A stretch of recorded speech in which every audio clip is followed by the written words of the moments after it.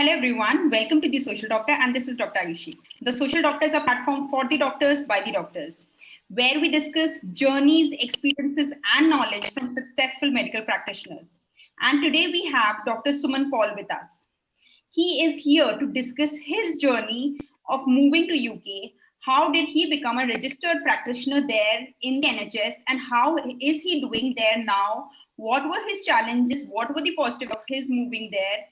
Everything about his journey to help each one of those who are looking forward to move to UK after their MBBS or their MDMS.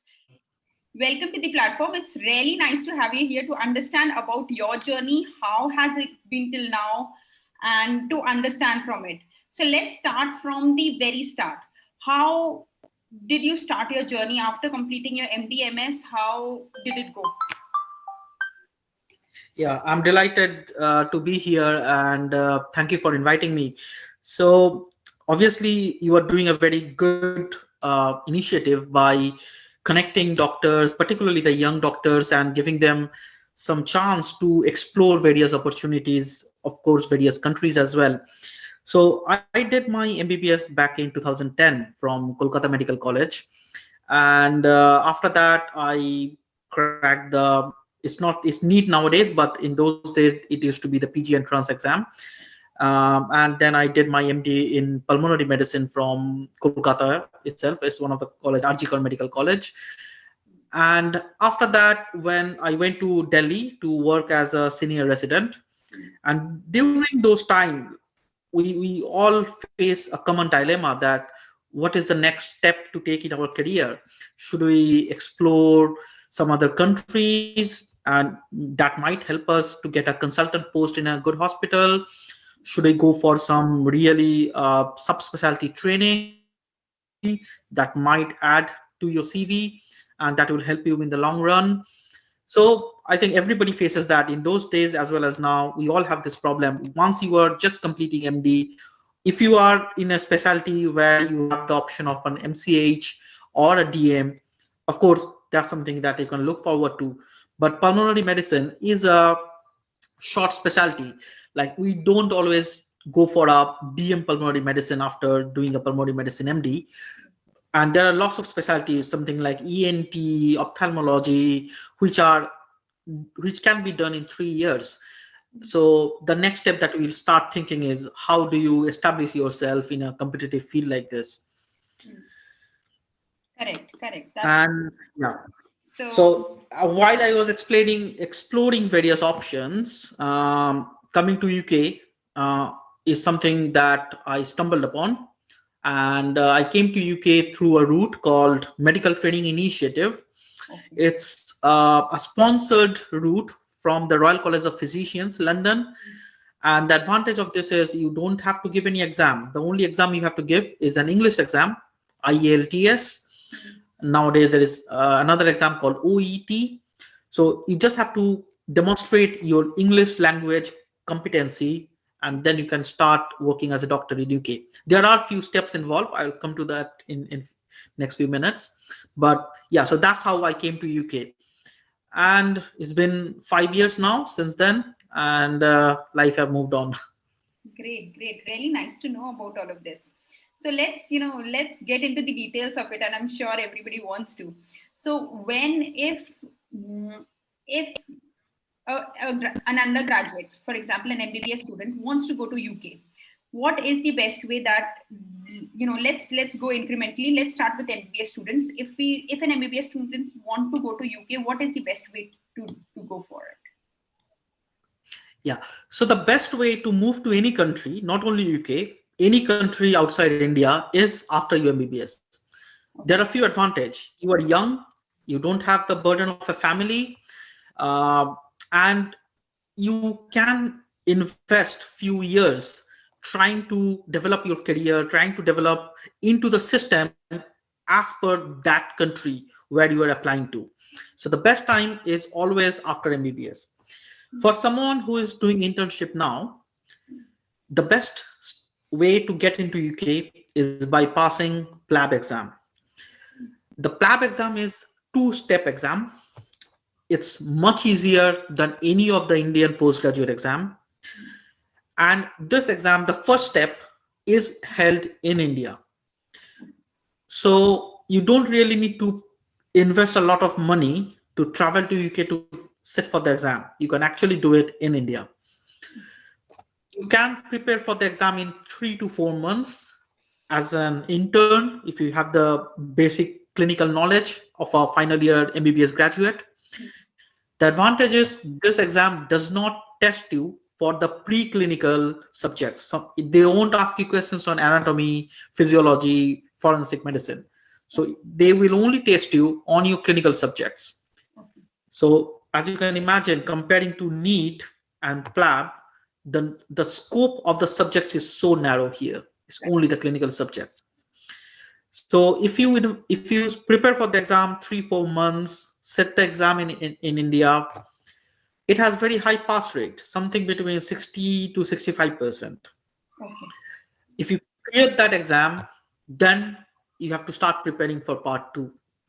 Okay. The part 2 exam is held in UK, in Manchester to be specific. So in part 2, you have to travel to UK. You have to stay here to prepare for the exam. Part 1 is an MCQ exam. So you can study your theory and you can pass the exam if you are good at that. Part 2 is an OSCE exam. So there are lots of stations where they will test your communication skill, your clinical skills. So it's not an MCQ exam. And this is the difficult step for the PLAB exam. Because to an Indian graduate, we are not trained in all the aspects of communication, breaking bad news, ethical scenarios. So our curriculum in India is not focused on these aspects of medicine, whereas PLAB 2 exam is going to rigorously test you on this kind of scenarios, ethical scenario, how to deal with an angry patient, how to deal with your consultant who's come drunk in the ward. So this kind of scenarios. And there are lots of training or coaching academies for PLAB 2. Most of them are based in UK. There are few also in India who will prepare you for this exam.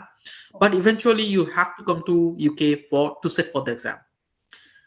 And once you pass the exam, you are eligible to get a GMC registration. GMC is General Medical Council, which is an equivalent of our Medical Council of India. Once you get your GMC registration, then you are ready to practice in any post suitable for your experience and your level. Okay, great. Nice to know that. So now when you mentioned about this after MBBS, the PLAB examinations a bit in detail. So how much is the costing for a PLAB exam? How much does it cost? So I don't remember the exact cost, but the PLAB one is something like 300-400 pounds. But the most important aspect of the cost is, apart from the exam fee, which you will find, the exam fee keeps changing.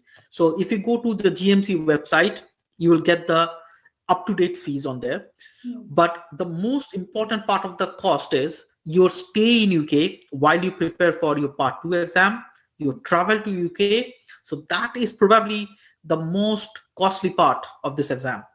So if you have something around 4 lakhs Indian rupee, you can plan to clear all the steps, even including your journey to UK. Okay, glad to know that. So now after MBBS, we understand PLAB. We know that you have moved to UK after your MD and MS. So what were the steps that you followed, and what is the best way for an MD MS to go there and work as a, maybe as a consultant that you are doing? Yeah. So as I said, just to repeat it again, the best time to move abroad is after MBBS. But for example, like for me, when I did my MBBS 2010, the situation in UK was really bad, mainly because of the economic crisis in 2008. Job situation was bad. The visa restrictions were really bad at that point. So a lot of consultants moved away from working in UK to back to India. But things have changed now. In UK, there is acute scarcity of doctors, particularly junior doctors. So now the system is dependent on international medical graduates to ensure that they have a safe working environment here. And that's where all these exams and the chance UK, all the opportunity now. If someone have done MD or MS, in that case, they can either go to UK in the PLAB route, because PLAB is open for everyone. Anybody, even if a consultant in India wants to go to UK, they can, if they want, they can pass the PLAB exam, and that will open up their path to UK. If someone is not too keen on passing PLAB exam, one of the option is doing the membership of Royal College exams. Okay. By that, I mean MRCP for medicine, MRCS for surgery. Even most of the other specialty, they will have their own Royal College exam, like gynae, MRCOG for gynecology and obstetrics. So a lot of the specialty have their Royal College and they have an exam.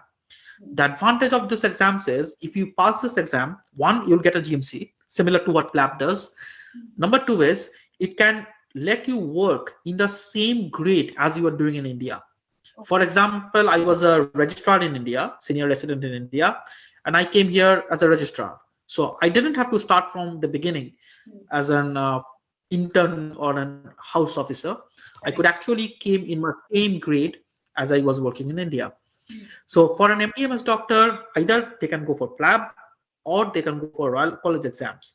There is another third route of entry to UK, or to get a GMC registration, and that's called a sponsorship route, which means any UK institution, something like a Royal College physician or maybe a hospital in UK, they can sponsor a candidate from India or any part of the world.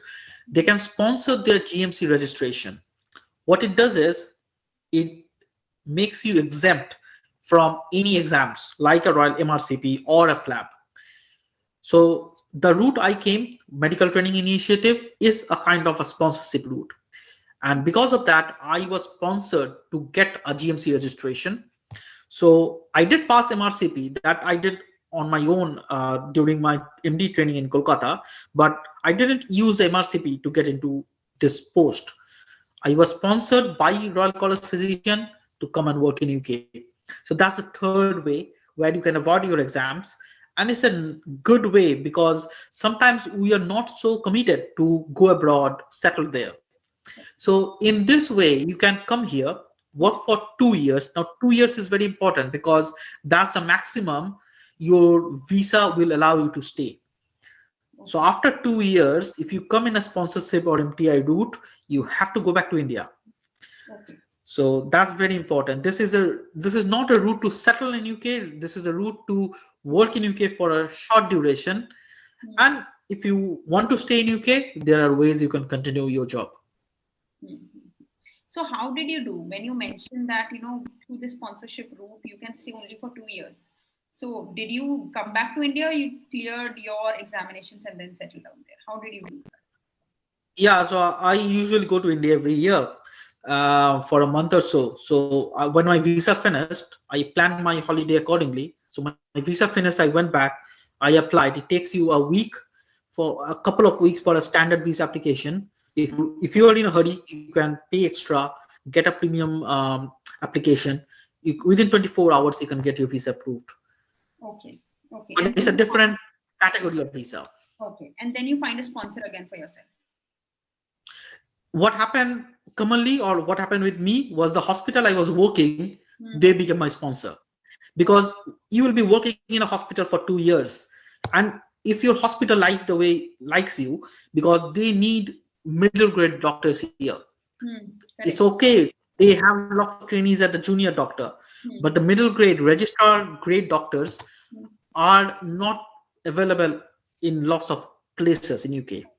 So if you are working and you have been working with them for 2 years, any hospital will prefer to hire you rather than find another candidate. Definitely. So now when you have been working for 5 years, you're working with the same place with 2 years, planning your holidays. Is it that way, or you have, how is it?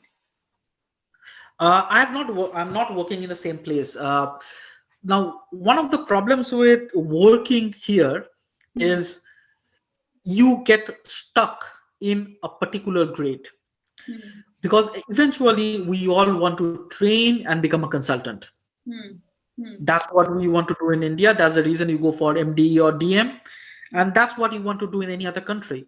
You want to progress in your career. Correct. If you keep working here as a registrar, as a, we call it non-training post. So there is a distinction between a training post and a non-training post. A training post is similar to MD and MS or DMMCH, where you are being trained. A non-training post is a service category post, where you will be working, you'll be getting the same pay, but there is no career progression. You will not going to become a consultant in 5-6 years time. So whenever you are planning to progress in your career, you need to move into a training post, and that's what I have done. So for last 2 years I am in a training post. And depending on which specialty you are training, because I did my MD in pulmonary medicine, I am doing my training in respiratory medicine and general medicine. Here you get a dual CCT.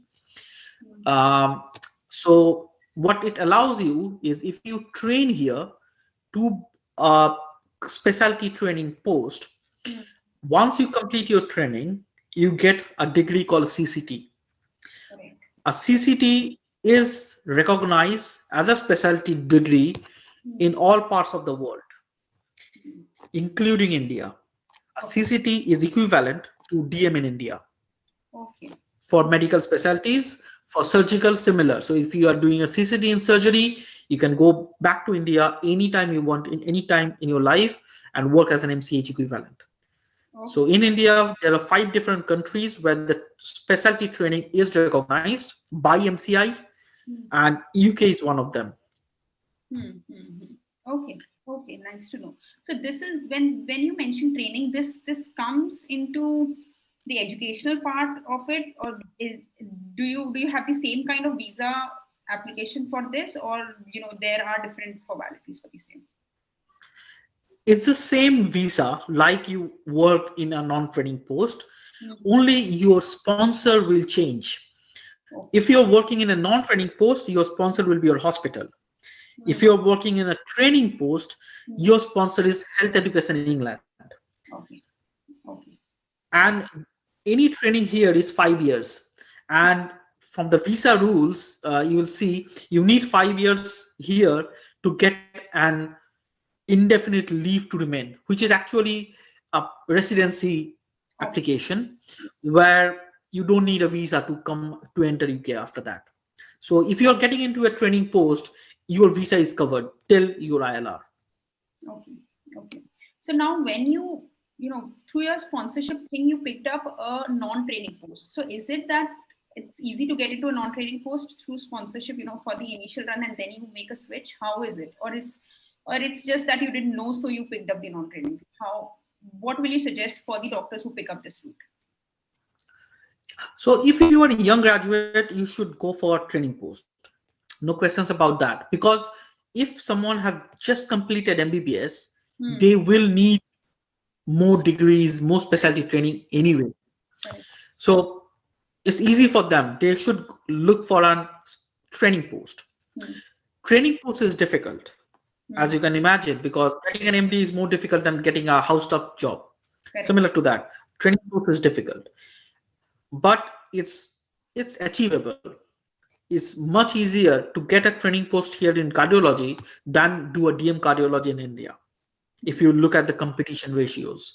So here, for a cardiology or any medical LS specialty, the competition is between 1:2 or 1:3 at the maximum. There are a few exceptions. Something like rheumatology is very competitive, but most specialty that we do, like gastro, respiratory, cardiology, endocrine, is between 1:2 and 1:3. So you can imagine it's much more achievable if you're working and training here than doing an MD in India or the DM in India. So Now, of course, it's easy to get a non-training post, but it's important to get a non-training post because you can't land up in a training post straight away. Because you have to go through an interview process, a national interview process, where if you go with your Indian experience, you will lack a lot of things. Correct. So it's virtually impossible to land into a training post straight away. Correct. What most people do, they come here, they work for 6 months, 1 year. 6 months is reasonable. If you work in 6 months as a house officer, it's pretty reasonable to get into a training post then after that. Okay. Okay, great. Nice to know about this in detail. So now when you mention about, after MDMS and after MBBS, as you already mentioned that after it's best for the MBBS people to go and take the decision on initially itself. So if somebody after MBBS, after PLAB goes there, settles down, what are the options if he or she wants to do masters? If you can explain in brief, what are the procedures there? Yeah, so I'll explain how to do the medical training here. Almost the process is almost similar in gynecology, pediatrics, surgery. Only a few difference in the terms of the post. So if someone have done MBBS, they pass the PLAB, they work here in a house officer job for 6 months, gain all the competency that they need to apply for a training post, which can be achieved in 6 months. It's a realistic time frame, 6 months to 1 year. And once they get into a training post for a medicine, it's called IMT or internal medicine training. It's a 3-year post where you get a general medicine competency. Okay. Now the training structure have changed, and this training structure that I'm explaining is the current training structure from August 2021, because the training post start here in August, and in this August rotation, this is how the training is going to be structured. Okay. So you get into internal medicine training. There are 2 different broad groups. One is called stage 1 training, which means if someone is training in a broad general medicine specialty, cardiology, endocrine, respiratory, rheumatology, then they train for 3 years. Okay. There is another group of, based on the specialty that you are choosing, for example, dermatology, medical oncology, allergy, audiovestibular medicine, sports medicine. So these are certain other specialties. If you are aiming for those specialties, in that case, you do the internal medicine training for 2 years. So 3 years for a medicine allied specialty. But if you're doing something which doesn't need a very core medical competency, like dermatology, in that case, you do a 2-year IMT or internal medicine training. And after 3 years of IMT stage 1, you have to sit in another interview process and then get into the specialty of your choice. Like if you want to be a cardiologist, you apply for cardiology in that rotation, and then you enter the cardiology training, and that will be a 4-year training. So 3 year plus 4 year, total 7 year. Okay. Also for dermatology is 2 year plus 4 year, so 6 years. For gynecology and obstetrics, the training post is a run-through training, and they start where the internal medicine training is starting. That's when the gynecology training starts. Okay. And it's a run-through. It's a run-through specialty because you don't really need to choose any specialty. If you're choosing gynae and obs, you get into the specialty straight away. Okay. Also surgery, there are a few differences. You can do a core surgical training and then you enter a specialty surgical training. Surgical training is here between 7 and 8 years, and most people take years out of training, maybe for research, maybe they want some management experience. So here the culture of training is we don't want to rush through training. Okay. It's very common people take 6 months off, they go to some other country just for a big holiday, or they stop training and they go into a managerial post. So it's very common that people will take years of time out of training to do something else. So no one rushes through the training here. The advantage is the pay of a trainee is almost similar to that of a consultant. There is a difference, but it's not a lot, not like India where a PGT is paid pittance, whereas a consultant gets a lot of pay. The difference is not so much here. Okay. Okay. So Dr. John is asking that is it true that surgical and dermatology seats are harder as there is more preference for non-Indians? Now, obviously, dermatology, radiology, surgical specialties, the competition is very high. It's harder to get them. But you won't be discriminated because you are an Indian. There have been some rules change in terms of the visa application in last 1 year, particularly in October 2019. There used to be a rule called RLMT, or Resident Labor Market Test.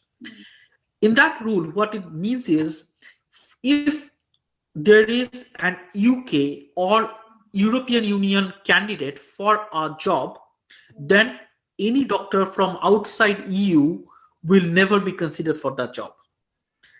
So as you can imagine, so for a dermatology, there will always be an UK candidate. Correct. So as an Indian, you will never be considered for the job. This was RLMT. But from October,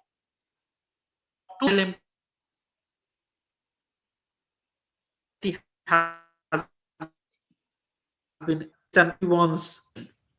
So if you have the right experience, if you have the right part with any UK graduate for a, so you will never be discriminated for your nationality. Obviously, you may not have a good CV, and that will be a reason you won't get a job. If you plan CV, then it's achievable to get any surgical specialty here. Okay.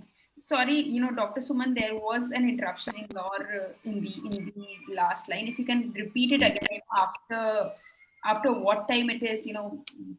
there's no discrimination. If you can repeat that. Yeah. So after October 2019, RLMT has been abolished. So you will never be discriminated because of your nationality.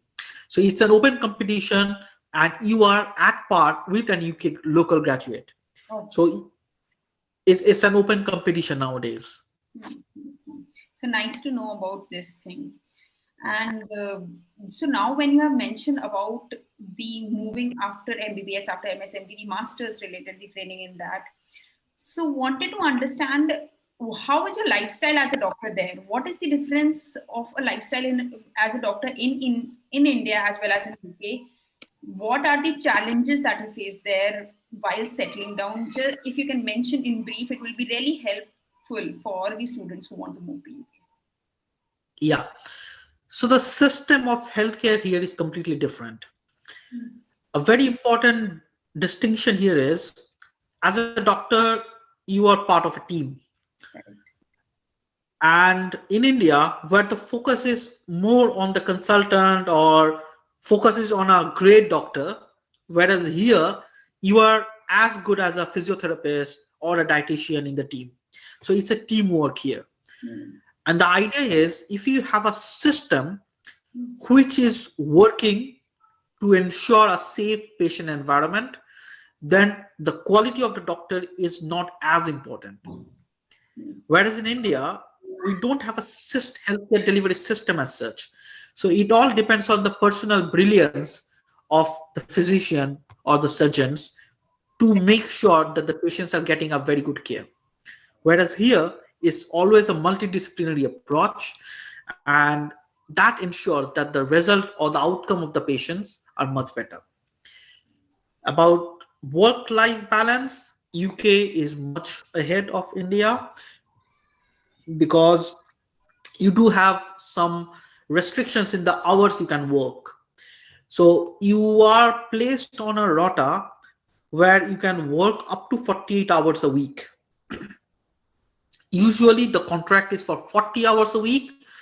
The maximum it can go is 48 hours. Sometimes we do a lot of phone calls. So 48 hours is the absolute maximum in a week. that you can work as a doctor. You can compare this with any residency work hours. And we do work weekends. You get extra pay for that. We also do night duties. That's also an extra pay for that. It's on top your basic salary. You will get a percentage of your pay depending on how many unsocial hours you are working. Um, and you do have 27 annual leaves in a year. You can get up to 10, 15 study leaves depending on what kind of post you are doing. For trainees, the number of study days is quite high because you do have a monthly teaching. So you get quite a few days. So practically you are away from your world for 6 weeks at least. You are doing either you are on leave or you are doing studies. So you don't really, you get paid for 12 months, but you don't really need to spend working for 12 months. Nice to know that. So now, understanding all the good parts of UK, what are the challenges that you face there? So actually, just giving you a reference, Dr. John has already asked that is there any sort of bullying or mental stress or torture or racism that is being passed down by the superiors over there in UK?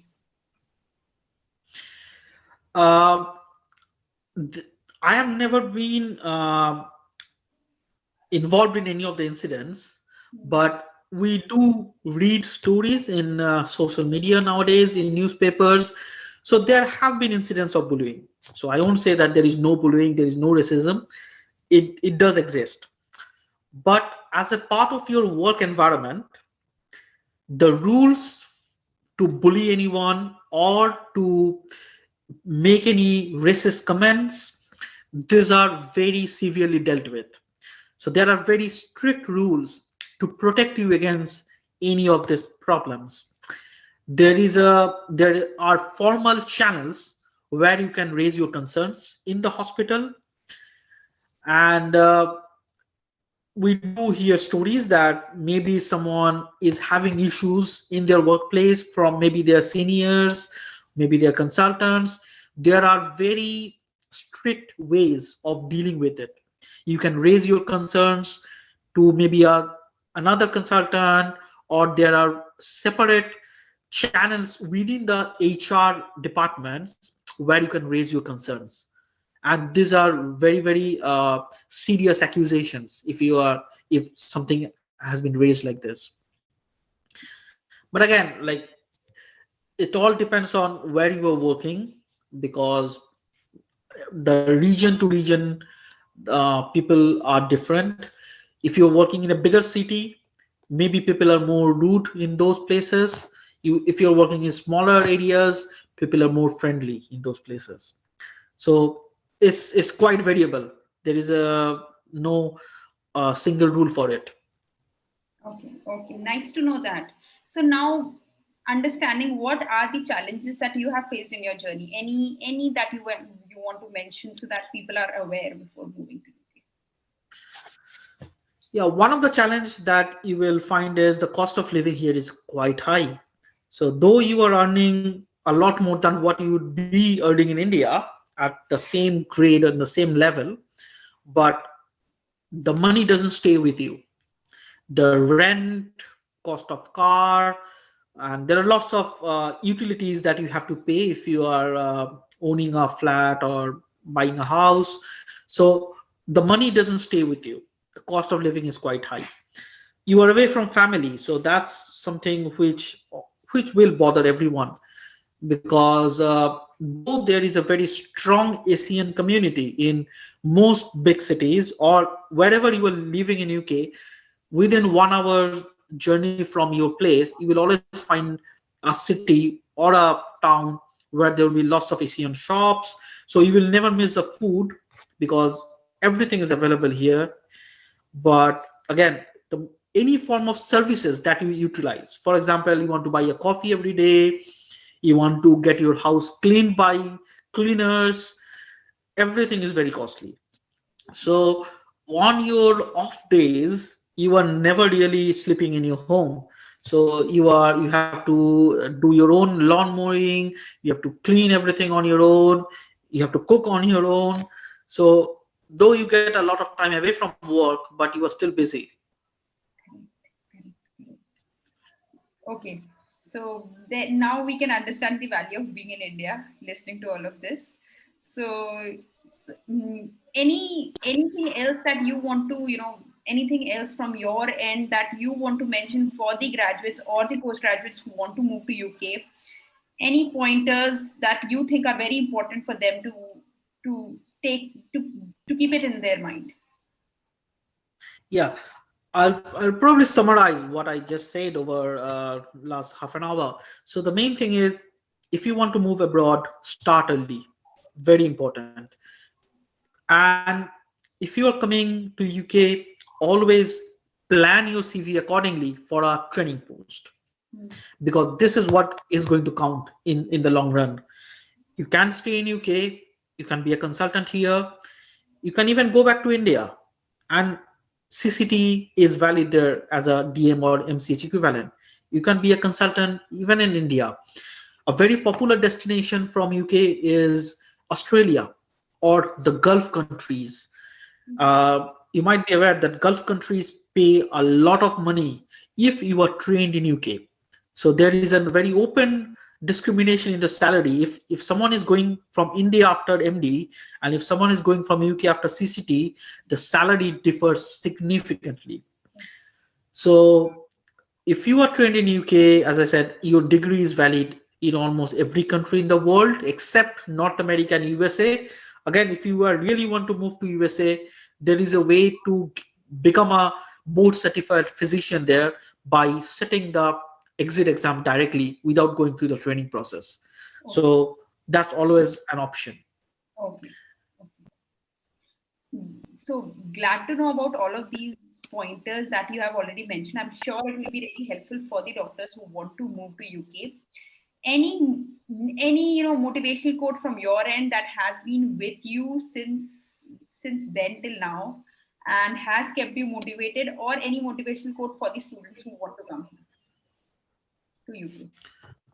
Well, I don't I don't remember any quotes, but the best time to move to UK was 5 years back, and the next best time, if you have missed that, is now.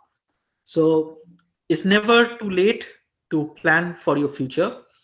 And out of any other country, Western country, US, Canada, UK is probably one of the most achievable in terms of specialty training.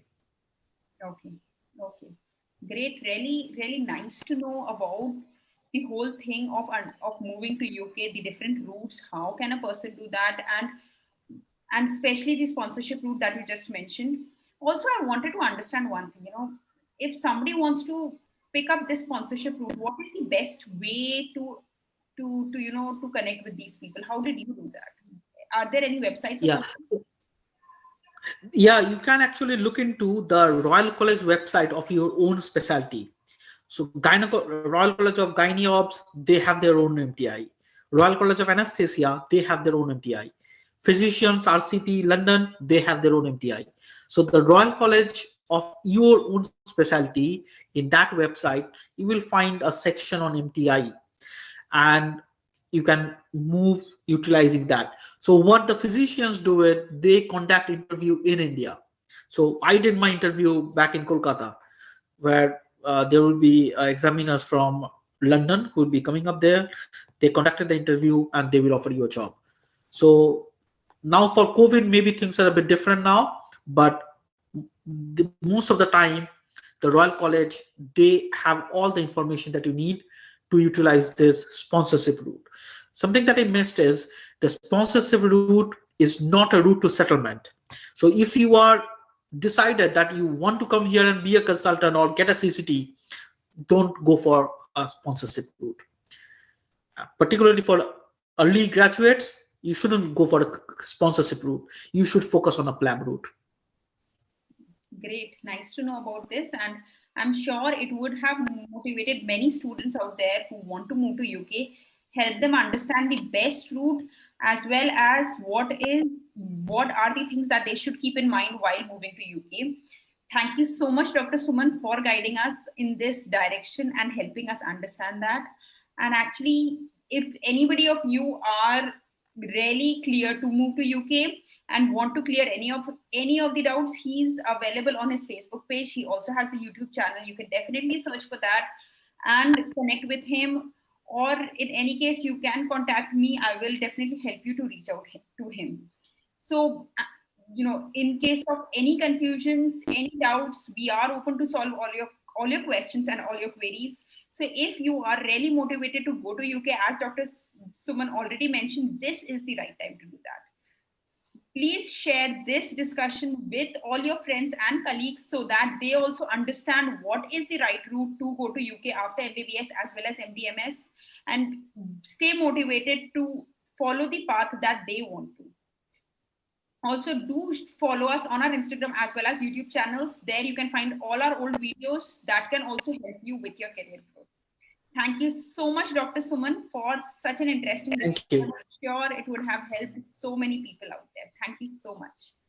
Yep. Thank you very much. Yes. Thank you so much, everyone, for joining us at this time. Good night, everyone. Have a good sleep. Thank you so much. Bye-bye.